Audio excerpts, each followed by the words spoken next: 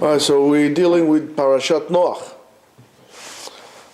The whole entire Torah we found in regards to the Parashiot that usually the Parashiot go two at a time. In other words, a couple, so go two at a time. And it's very evident to that matter, especially in Sefer Bereshit. I mean, it's really clear in Sefer Bereshit that how the Parashiot are divided, or the concept, the ideas, the stories are divided into two Parashiot at the time. Usually, the first one talks about great ideas and general ideas, and the second one, which usually follows that, which actually does follow that, simplifies and explains and expands those ideas and into smaller details and finer tuning those ideas. Our rabbis, the sages, teaches us that any knowledge, any learning should be double, should be at least twice. In other words, lefachot, not 4 times, lefachot 2. If you learn it 1 time, you didn't learn it. You just processed the information, you didn't learn it.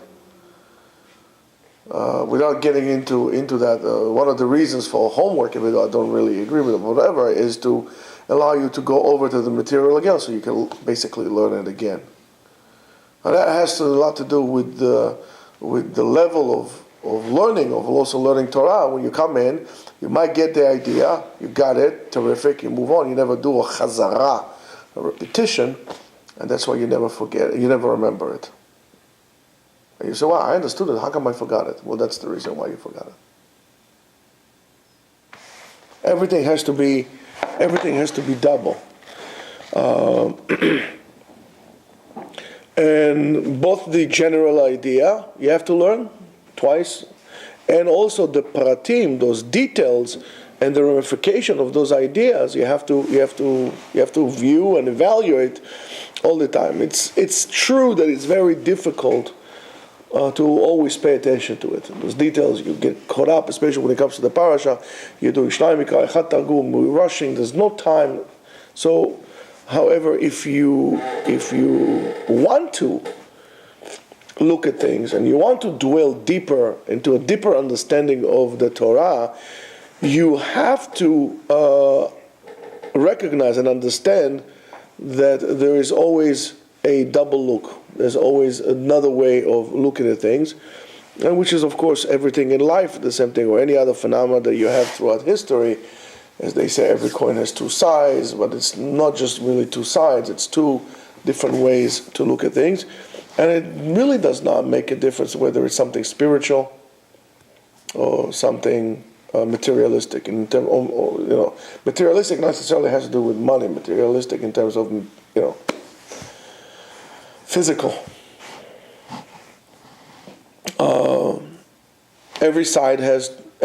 Everything has 2 sides to it, objective and subjective. And it's very difficult to be able to be objective all the time, because many times we're subjective, and then we mess up. And it comes to, if you think about what I'm saying to you now, you really see that I'm right, and you would be challenged to look into things differently. You will see that you're not always right, and other people have other points, and so on and so forth. But when you do so, you first of all have to look at this in the klal, in the general. When an idea or a concept or something comes, you have to look at it. How is it on the general surface? And only after that, you need to learn and to really perfect that, and really to see how does it come, all the details, how do they fall into place, and what really does it teach you. And it's an amazing examples here that in our parasha. According to that concept, among other mefarshim, they do that. But Rav Tzvi Yehuda Kook says that the difference between Torah shebichtav to Torah Shebe'al Peh is Torah Shebichtav is usually the klal, is the rule. And comes the Torah Shebe'al Peh, the oral Torah, and takes a concept, an idea, and breaks it into details upon details upon details, and then connects that concept to our lives as well. For example, how many examples? If you're talking about, for example, let's say a concept of Isha Nida. I have a few psukim in the Torah. Comes the Torah Shebe'al Peh, there's a whole masechta on it. You're talking about chopping down a tree and the axe falls forward, backwards, whatever it is, you have a whole tractate about it. And so on, so many different things. You have one pasuk, Lo tevasher gdi b'chalev imo. You have a whole section of Masechet Chulin that just talks about, the whole chapter just talks about those things. Needless to say, further down, other commentaries, we're talking about Torah Shebe'al Peh and Torah Shebichtav. And of course, without the Torah Shebe'al Peh, without the oral Torah, not like some ignorant and arrogant people say, without the Torah Shebe'al Peh, without the oral Torah, the written Torah is kind of lost. It validates the written Torah. That's why people who disregard the rabbinical Torah end up doing absolutely nothing, or something that is completely far off and foreign to Judaism. Whether it doesn't make a difference whether it's Christianity or it's conservative Judaism, or should I say conservatism, whatever it is. I don't like to refer to that as Judaism. It's not Judaism as far as I'm concerned. And I'm entitled to my opinion. Because I'm the boss. Jefe, el jefe. Tel rojo, el jefe. You understand? So you have to understand that. And you really need to think twice before you open your mouth and you complain about the rabbinical Torah and so on. So it indicates that if you say that, you're a complete ignorant person that doesn't understand, extremely superficial, doesn't understand anything. If you would understand, you won't say it. One needs to be very careful about this. And Rav Kook even brings a proof to that from the pasuk in Sefer Tehillim, Psalms. Which one? 43, verse 16. Wrong. Close. 62, verse 2. He says, Achat diber Elohim, one, God spoke. Shtayim zu shamati ki oz le'Elohim. Hashem spoke once, but I heard it twice. That is oz le'Elohim. That is mighty to Hashem. That might that HaKadosh Baruch Hu, that HaKadosh Baruch Hu gives us, and in a way we give it back by doing what we're doing, only stems from our ability to see the general and to see the details. If you don't do that, your eyesight is completely off. It's completely off. We have to go down to the details, and we have to understand the details. Again, many people like to pick on religious Jews with their so-called obsession to details, and yet they would praise, German, craftsmanship or Japanese with attention to detail. This is attention to detail.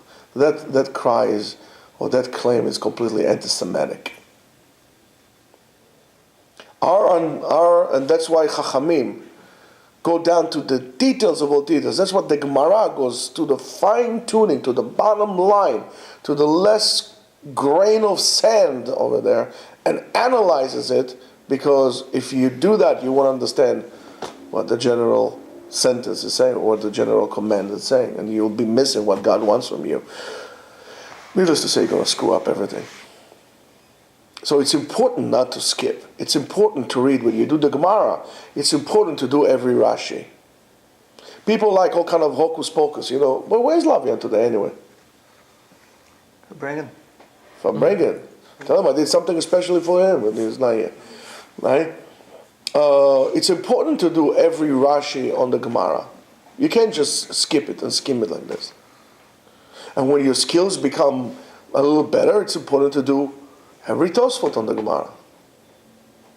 It's an understanding. I mean, you will be lost. And why stop there? Why stop there? So you read the Gemara, and you read the translation, and you read the footnotes on the bottom, and that's it. You think, we call it a day. No! To understand on everything. A friend of mine told me he learned with his chavruta, they were spending 2 weeks on a vav, on a Rashi. Not because they're OCD. It's funny. Not because they're OCD. It's because they need to understand. Your understanding would be lacking. And then you can't tell me that you know, because you don't understand. You're missing details. No, Vav? No, in some they will learn Masechet Shabbat or something. They did Tur Bet Yosef, Halachot Shabbat, for 5 years. That's understanding every word. If you want to understand, you need to understand. And in order to understand, you need to do that. It's very simple. Don't be superficial. Better off you don't do something than you do it in a superficial way. That's my way, at least, to look at things. If you do it right. Do it right, do it, from beginning to an end. If you're not going to do that, might as well leave. So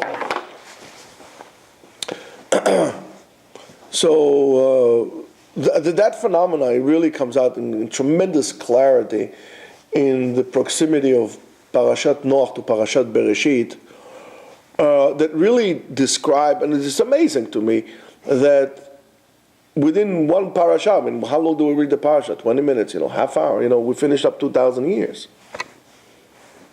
And so whatever happened the first 2,000 years of the world, from the time of creation until the time of Avraham Avinu showing up. So if in Bereshit HaKadosh Baruch Hu describes, or the Torah describes how HaKadosh Baruch Hu created the world in 7 days, and tells us the story of man, Adam, is in Gan Eden, is supposed to le'ovda u'leshomra, supposed to work and guard. It's not like avodat Hashem. You see, I don't know. Sometimes I said, why am I getting into this? But it's right there from the very beginning of the world. Le'ovda u'leshomra. Avodat Hashem is not good enough. When you do avodat Hashem, when you do the mitzvot, it's not just good enough to do the mitzvot. You also do shmirah. You have to put guards. You have to put barriers. Le'ovda u'leshomra. That's the intent.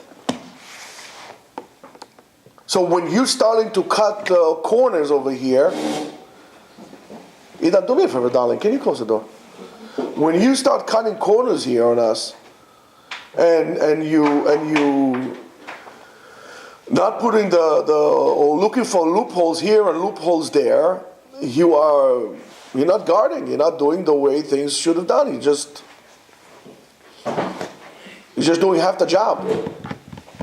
So when people tell you, why are you so machmir? I'm not machmir. That's the shmirah. It's a part of the word of the thing. If the avodah is the chesed, the din is the shmirah. It has to be joined together. It can't be all lovey-dovey. We're not the space cowboys. By the way, what's the space cowboy's name? Maurice. You guys don't know that song? I'll sing it to you later. And so therefore, we have the story of the Nachash and whatever comes in. So then all of a sudden, in Parashat Noach, we, mankind, become partners with the Kadosh Baruch Hu in creating the new world. The world was created, and then the world, the way we know it, was erased by a flood, and now we are building. It's up to us to build or create the new world, and that creation has to come from a box, which is the ark, but in a very, very specific measurement. In other words, we have we are confined by certain limitations. We can't do what you want. And the Teva gives us specific limitations, which is 300 amah orech, 300 amah length, 50 amah wide, 30 amah high, three different levels. What everything goes in every level, every different sections, different niches and different places, and so on and so forth. With all the animals and all the behemoths that exist in us as well. That is an analogy of yourself. There has to be room for everything, including Rabotai, including all the little demons inside of us, with a special section that is dedicated for, let's call it composting, for deposit of manure and other waste. That those also needs to be fixed, those also needs to be cleaned, those also needs to be purified. And I'm going to tell you this thing, I'm not a liberal. Absolutely not. However, there is something in terms of the environment that we have to show responsibility, and those, and by the way, if you want to become spiritual or spiritually enlightened, you don't have to go to an ashram somewhere in Bombay, I don't know, in the mountains of Nepal over there, smoking weed with the Dalai Lama. You don't need to go there. You can go to a plantation, purification center when they take sewer and then they sell it to you as water later on in Costco, in those purified water. Treatment plants, they call it. There's something very spiritual in the avodah that you can learn about yourself as well. You'll have that manure inside of you. Are you going to be overwhelmed with it? Or are you going to do a treatment to it? Go turn it into something useful. You have it all. But we don't look at it this way. We look at Bereshit like a fun stories. Sipurei Savta, fairy tales, Jewish fairy tales, Jewish legends. By the way, this is the conservative reform movement. The people wrote it. And that's why they look the way they look, my friends. So we're supposed to fix this world with a very defined parameter. And inside the parameter, everything is divided in certain sections. And we know who lived in the top level, and who lived in the middle level, and who lived in the bottom. We know that. And so is to you. Now, if we understand why you need to fix this and why you need to purify or to have a sewer plant, purification treatment, is for the generation for tomorrow, because you're going to come out to the world and it's going to stink.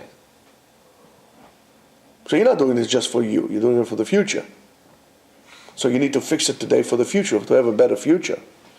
And that future world that we're all going to come out to, or they're going to come out from the Teva, is a world that is not only fixed up on the upper world, in the heavens, but rather that is apparatuses that work in it, those vessels that work in this, in fixing this world, are also operating appropriately in the world here.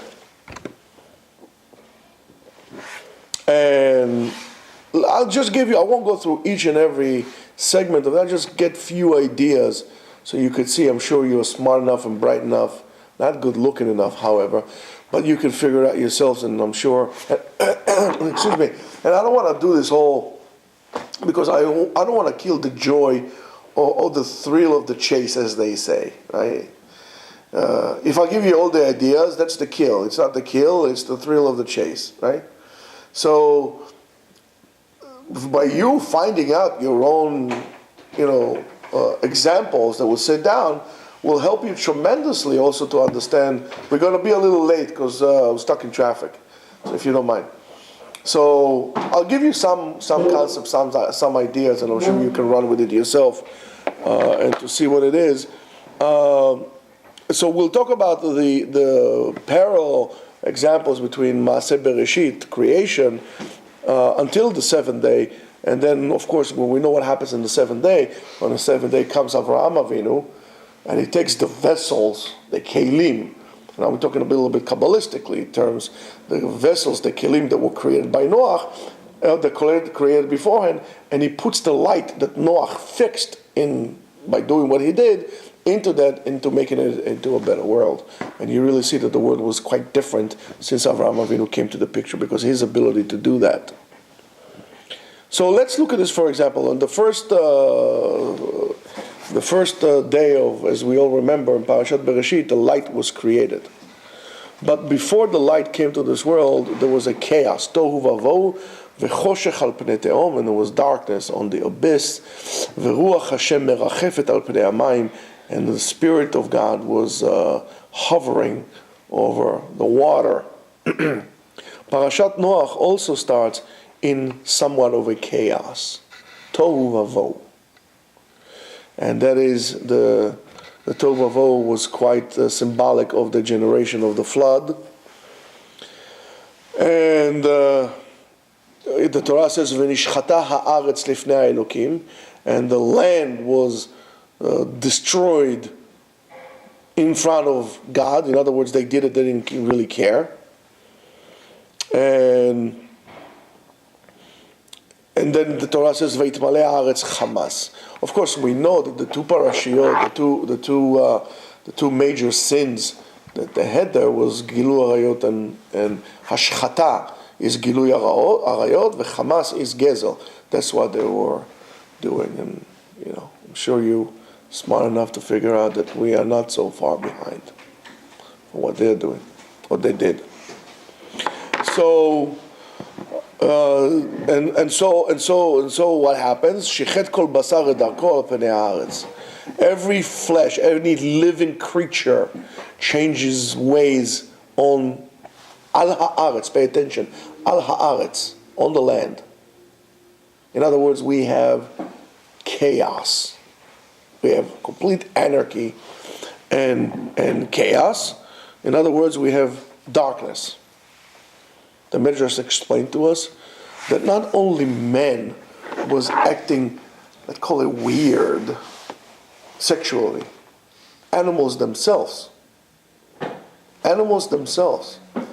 their behavior was already altered, and their behavior was also was wrong. And not only that they were going with their own species, but they're also going with other species.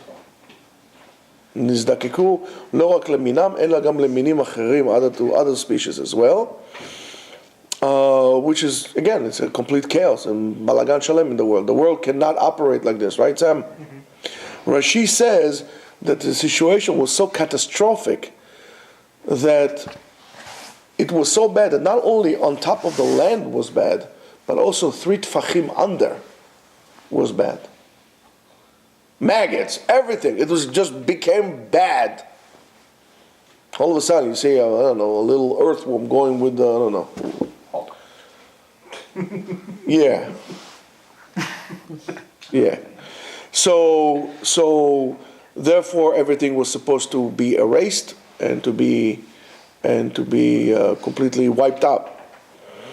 And as a result of that, the Kadosh Baruch Hu does want to destroy the whole world until the foundation, 3 tfachim down, exactly as we said before creation, Ruach Elokim merachefet al pnei hamayim, until that point that the Spirit of Hashem was hovering over the water. There was no land. And that Ruach Hashem that initiated creation at the time is the same Ruach, or the same Spirit, as we say from Kocho Shel Mashiach, or the Ruach of the Emunah that we have inside of us, that's going to bring about a great light. Only through the power of Emunah, through belief, that light will be able to come to this world. That's how we're going to fix it. If not, and that is Vayipach be'apiv Nishmat Chaim. That is inside of us. It's planted inside of us.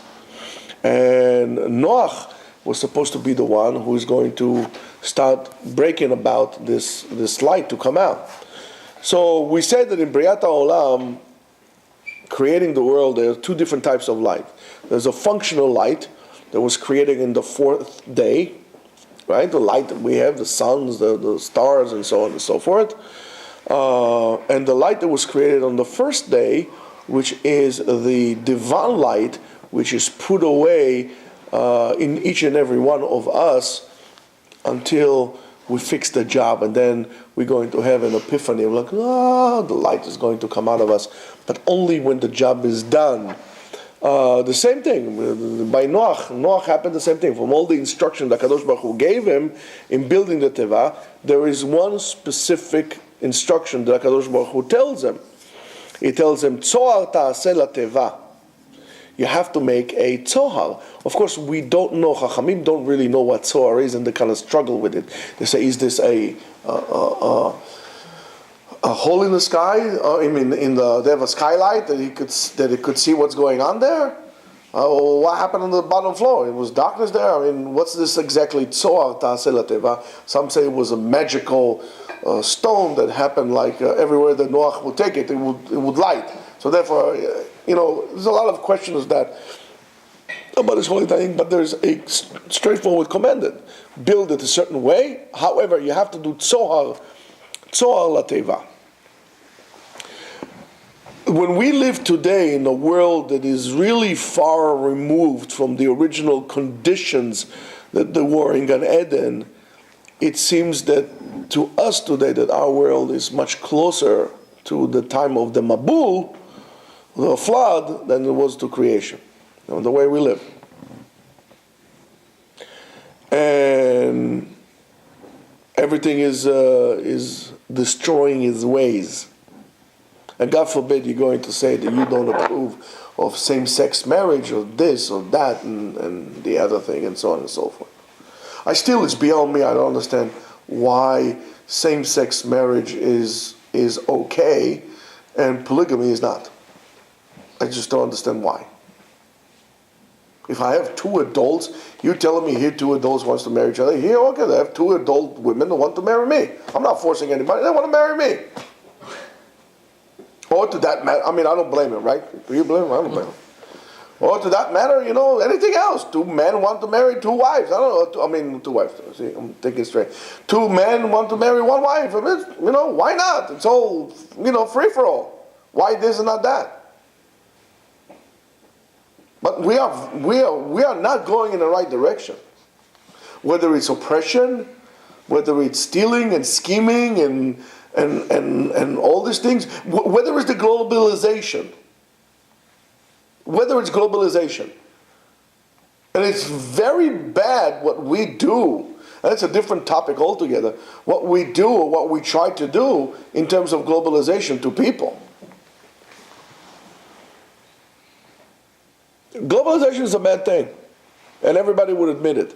Anybody that has two brain cells in his coconut will tell you globalization is bad. Those who have nothing will just repeat what everybody else says, and they'll tell you it's good. Global village is a horrible thing.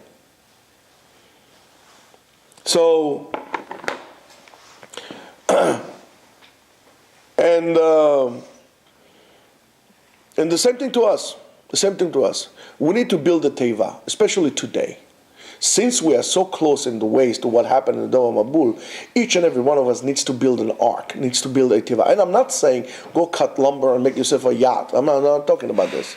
But we're talking about spiritual thing. Yeah, there's some people. I saw two people in Noria. One in Holland went somewhere. They built a whole machine. It's unbelievable. A whole ark. It's ginormous. But But they're missing the point. Anyway, so we also have to build a house for us.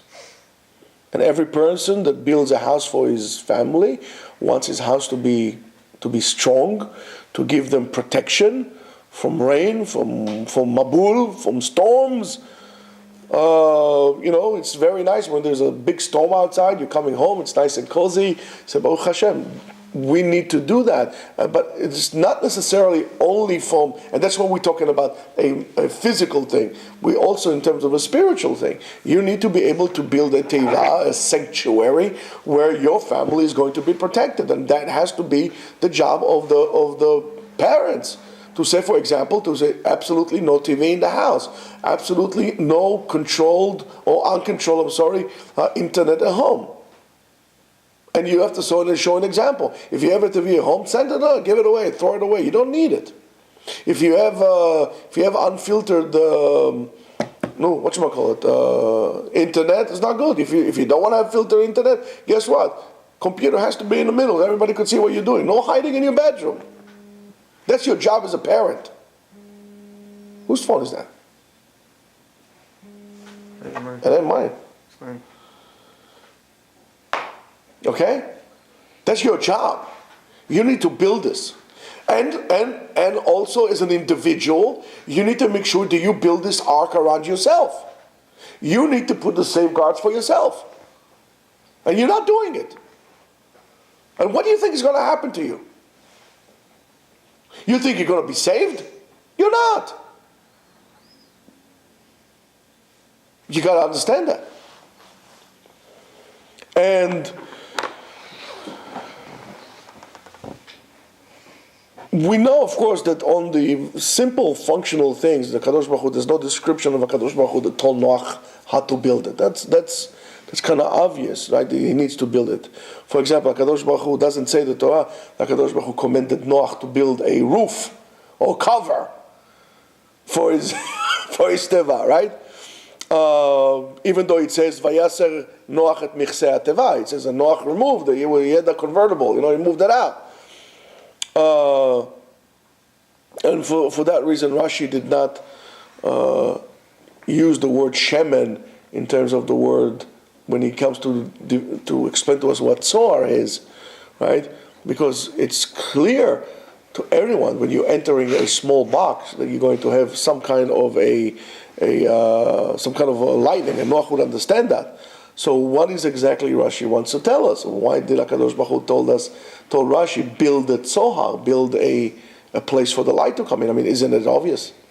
I'm going to tell you, listen, go down to the basement, there's no light. They say, first thing you're going to tell me, excuse me, can I have some flashlight? So he's going to go there for who knows, a year, 2 years, whatever, he's going to go into that darkness. Isn't it, he's going to make windows or something?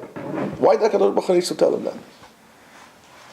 And if you look at Rashi over there, Rashi struggles with the word Zohar, exactly what it is, and so on and so forth.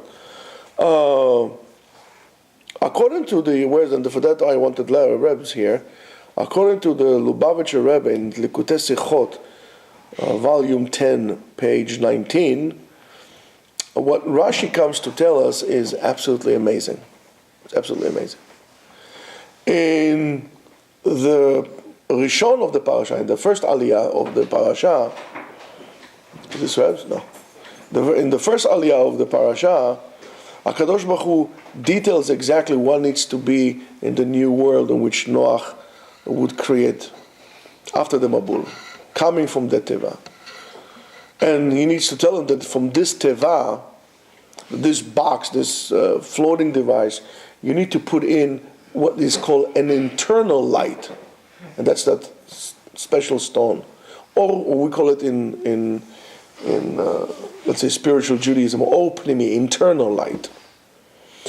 In other words, internal light means a divine light. You have to put a divine light to that. Of course, I mean, we can talk about this forever and ever, and I don't want to wait too long. However, that is also for you. You need to evaluate. You're going into darkness, and there is darkness out there in the world, and there is darkness inside of you, because we spoke about it beforehand. What is, if at all, the source of the divine light inside of you, the internal light in you? Now you need to understand that if that light source is not strong, you're going to stumble, you're going to fall, you're going to make mistakes. How much God is there in you? What is the beacon light that guides you through your life? Is it God? and his light, what is it? Is that light present in your home? Is your home a bedvad chachamim? In other words, there's Torah there, people learn in your house, you learn in your house, or it's a house of avodah zarah and darkness.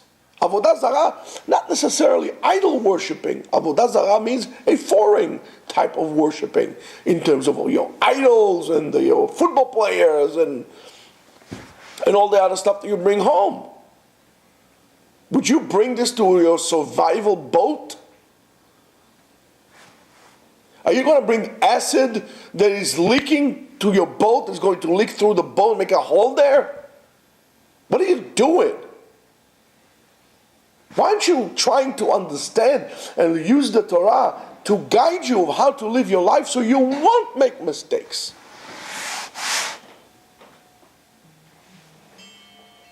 I just don't understand that. Why don't you evaluate how much Torah, how much God is there in you? Do you want God at all? Do you want His light in you? Do you want to understand the world the way He wants you to understand it? Or you close your eyes to it? To the negativity, to the small-mindedness, and so on, that would destroy you and your kids. You have to understand.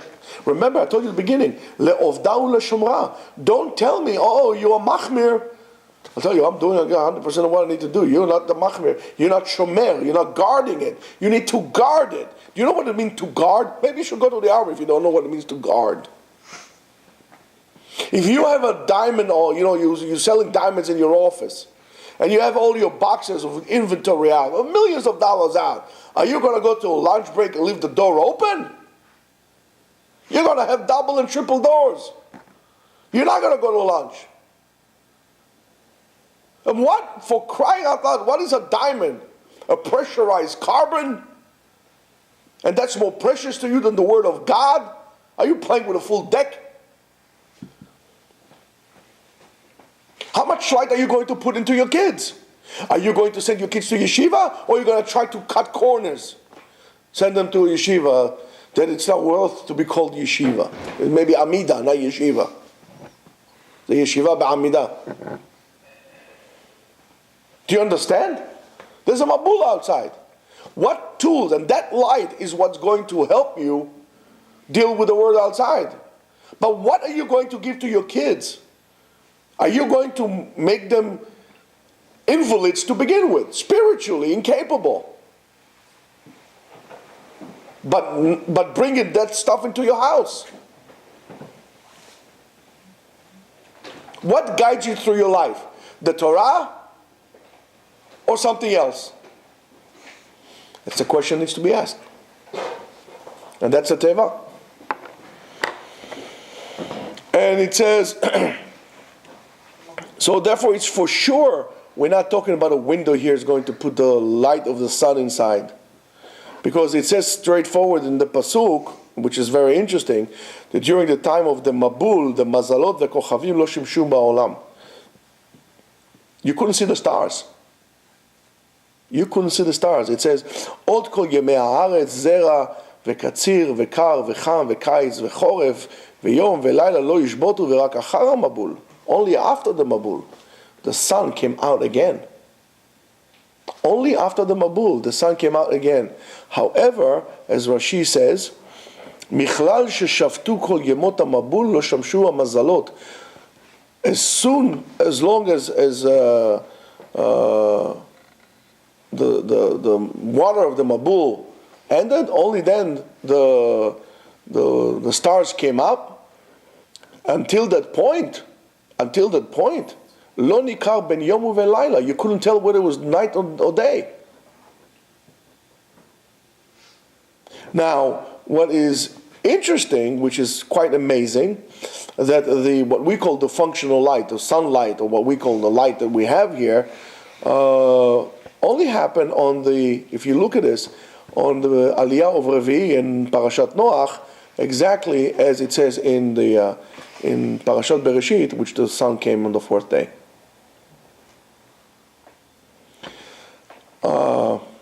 We'll finish soon. I'll just let you this that according to Kabbalah, those the names Yabasha V'Yam are used as a metaphor to explain to us tremendous concept and great secrets on it. The Yabasha, the earth, refers to Olam HaNigle, to the revealed world, what we have here, what we see, what we have here. And in our world, whatever is nista, whatever is hidden, you can't see it. You can't see it. That's why us people, we cannot see angels, because it's hidden from us. It's hidden from us. There are certain people who could, but not us.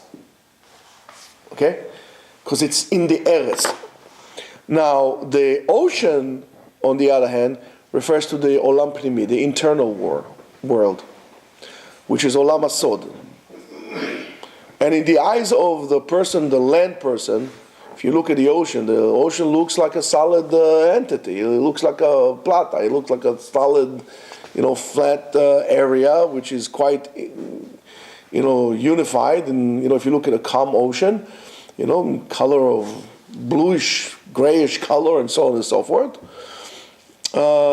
And only a person that knows how to dive in it, into what we call Yam HaChaim, to the ocean of life, Yam HaEin Sof, to the endless sea, or to the other words, Yam HaTalmud, to the Gemara and learning Torah. Only a person like this would understand and would know that inside the ocean there's a whole entire world, there's a whole entire life. When you're standing on the sea, you don't see any fish, you don't see anything. Only when you dive inside and you go and you see amazing things, plankton and whatever that is, a whole thing there. It's a whole entire world over there. And there's no one better than Dor HaMabul, the generation of the flood, that understands that. In that generation, everything that was over the land was completely erased, which whatever was under the water was completely saved. Everything was saved. And the same thing as a person was into the mikvah to purify himself, so were those water refuge for them. So to go into the mikvah and to purify yourself, by the way, everybody could do that. It's not a big trick that everybody could do. However, the great trick is to know to continue that tahara, that purity, also when you come up from the mikvah. And that is the problem. There's no continuity in our lives. And that's why I tried to explain to you the other days regarding Yom Kippur and those holidays and so on and so forth. There's no continuity of that vibration that went into us in Yom Kippur when we felt it. And sometimes we get completely carried away. We don't feel anything like this during the Yom Kippur because we're so busy with talking, because everybody's busy with selling, and there's tremendous loss of opportunity. But there's no continuity. You come into yeshiva, you're a good boy. You go outside, you're a wilde chaya, an animal. And that becomes a problem. So we need to learn how to do so. And it's the same thing, if you talk about the famous story about the fox, right, who was outside of the water trying to negotiate the fish to come out, the whole entire thing. I'm sure you all know that. So the fish told him, you might have been the smartest animal, or considered to be the smartest animal on the land, but by us here in the ocean, you're going to be a complete fool. You'll be considered to be a complete fool. Why?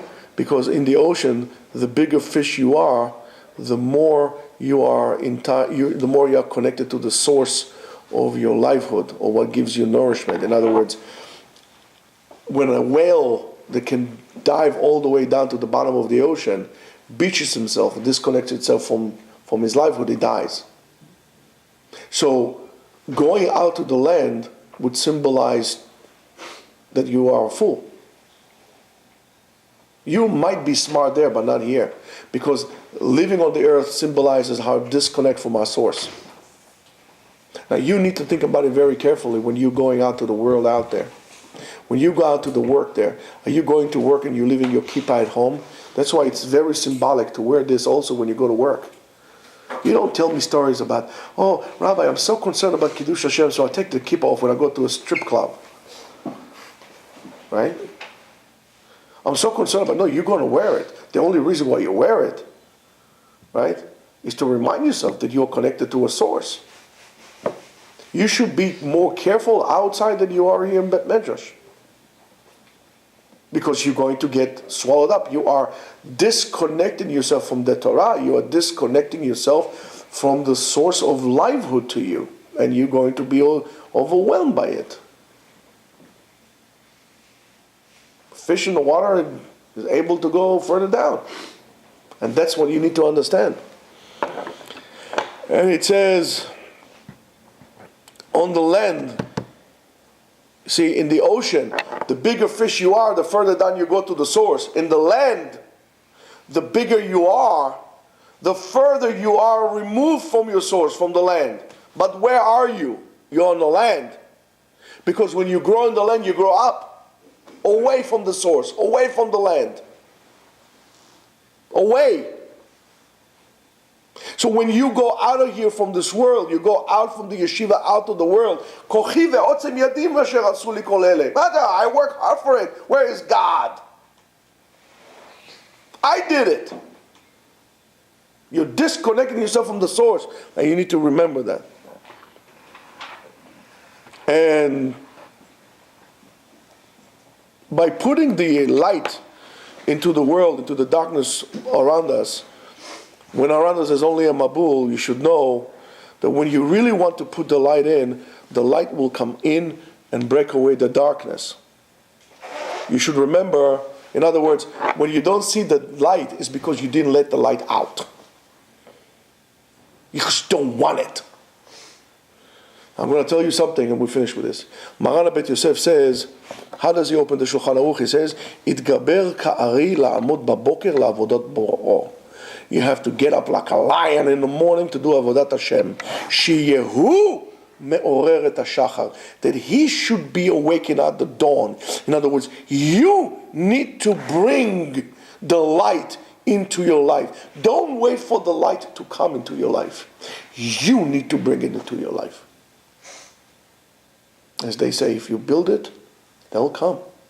If you look for the light, you'll be enlightened. But don't wait there and wait for it to come, because it won't. And if you see that you didn't, and you're still in darkness, it's simply because you didn't do it. And the reason why you didn't do it is because simply you don't want it. So remember that.